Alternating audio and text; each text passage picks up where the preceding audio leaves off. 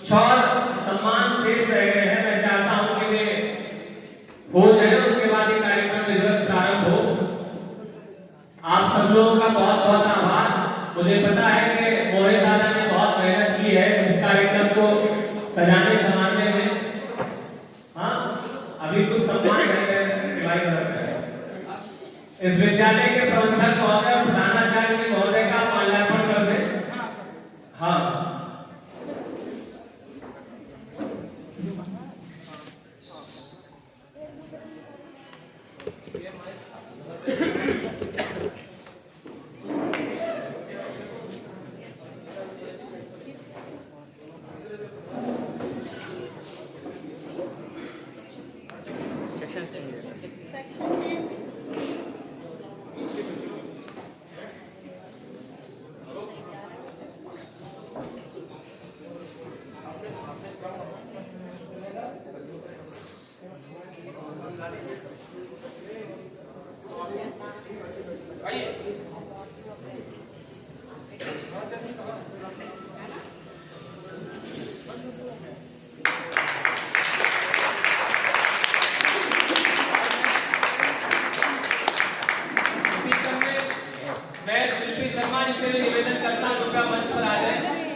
आपका अभिनंदन।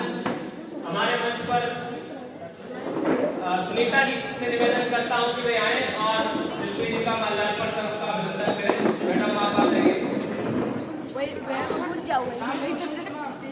और शिल्पी जी के विषय में बता दूं कि आपके मोहाली से है, जहां आदरणीय मिश्र जी यहाँ पर उपस्थित हैं। आप जैसे कोई प्रोफेसर है वैसे ही आप अंग्रेजी की प्रोफेसर है। बधाई में मैं चाहता हूँ कि आप सब लोग अपने घर की बिटिया के लिए जोरदार तालियां बजाएं। और उसके लिए अच्छा बात यह है कि हमारा माइक ठीक से चल नहीं रहा है, लेकिन अच्छी बात कह देता हूँ कि अंग्रेजी की प्रोफेसर होने के बाद जो हिंदी में कविताएं लिखती है उनका बहुत बहुत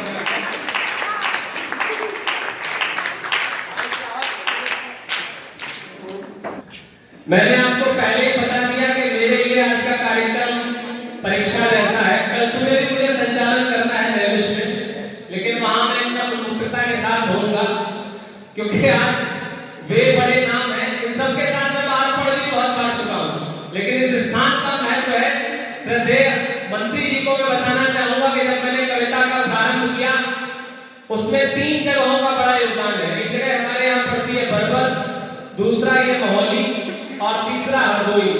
कई बार जब मैं सोचता हूँ अपनी तमाम यात्राओं के बारे में, तो मुझे लगता है कि अगर ये 3 जगह न होती तो सुनील वाजपेयी नहीं बन पाते। आइए, मैं चाहता हूँ एक बार जोरदार तालियां बजाकर मुझे आदेशित करिए। और मैं आज के कार्यक्रम की अध्यक्षता का गुरुतर भार श्रद्धेय हम सब के बड़े आदरणीय कमलेश्वर मृदु जी के अनुमोदन कर रहे हैं। और कवि सम्मेलन प्रारंभ करने के क्रम में हूं मैं। आज जिस बड़े व्यक्तित्व के जन्मदिन पर जिनकी स्मृति में आयोजन हो रहा है, उन सब से आप परिचित हैं। आज श्रेष्ठ रचनाकार मंच पर उपस्थित हैं, उनको आप सब विधिवत जानते भी हैं। उनका परिचय उनके क्रम पर मैं पहुंचा दूंगा। मैं नहीं चाहता कि आप और कवियों के बीच में कोई बहुत बड़ी भूमिका बनाऊं या संचालकीय कौशल दिखाऊं और यहाँ क्या ही कौशल दिखाना। मैं सिर्फ इतना कहता हूं कि आप सब लोग यहाँ अगर हैं तो ये कवि सम्मेलन बहुत बढ़िया हो जाएगा। वरना तो कभी हो जाता है 4-5 लोग होते। रोहित भैया ने तो मन बना ही लिया था कि आयोजन होगा, लेकिन आप सब जो अपनी नींद का परित्याग करके यहाँ पर उपस्थित हुए, उनसे निवेदन ये करना है कि बड़ी चीज आप छोड़ कर आए हैं। नींद बहुत महत्वपूर्ण है। तमाम लोग जो नींद की दवाई लेने जाते हैं उनसे पूछिए। तो अगर आपने नींद का सुख छोड़ दिया है तो आज की रात इस कविता के उत्सव को जी भर के जी लीजिए। मैं आपसे इतना कहता हूं कि अब आए हैं दिनेश प्रभात जी, मुझे याद आते हैं।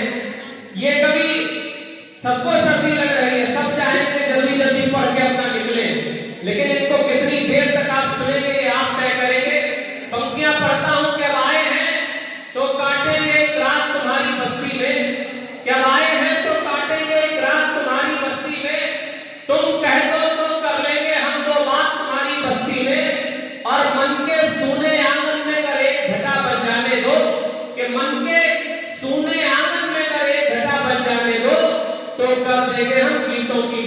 तुम्हारी उपस्थिति में। और आपकी तालियां मिली तो मन प्रसन्न हो गया। अच्छा, श्रद्धेय डॉक्टर सतीश जी, आपसे भी निवेदन है कृपया मंच पर आ जाए। आप भी कवि हैं। दरअसल हर वो व्यक्ति जिसके मन में चिंतन है, मनन है, वो कवि होता है। लेकिन आदरणीय तिवारी जी का आदेश, मैं उनसे निवेदन करता हूं कृपया वो मंच पर आ जाए। अगर परिसर में उपस्थित है आ जाइए। आप सबने तालियां बजाई तो मुझे ये लगा कि चांदनी चांद से फिर लिपट जाएगी।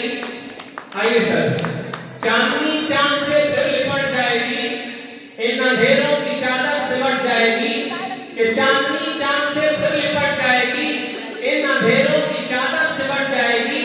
और आप घर सामने यूं ही बैठे रहे कि आप घर सामने यूं ही बैठे रहे, रात कैसी भी हो रात कट जाएगी। तो इस आश्वासन के साथ मैं इस सम्मेलन का प्रारंभ करता हूं। आपका माला